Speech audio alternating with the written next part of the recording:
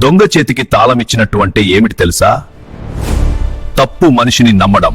నచ్చితే like, share, RR365 subscribe చేయండి. నమ్మకం లేని వాడికి ఇంటి తాళం ఇస్తే ఏమవుతుందో తెలుసా? అదే పెద్ద తప్పు.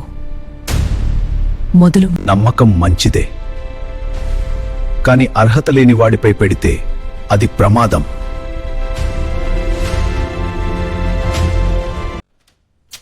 బయట మంచివాడిలా కనిపించినా లోపల ఉద్దేశం వేరైతే?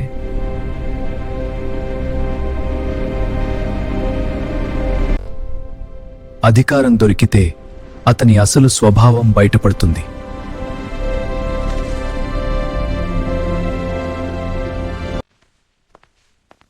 అప్పుడే అర్థమవుతుంది దొంగ చేతికి తాళం ఇచ్చినట్టు చేశానని.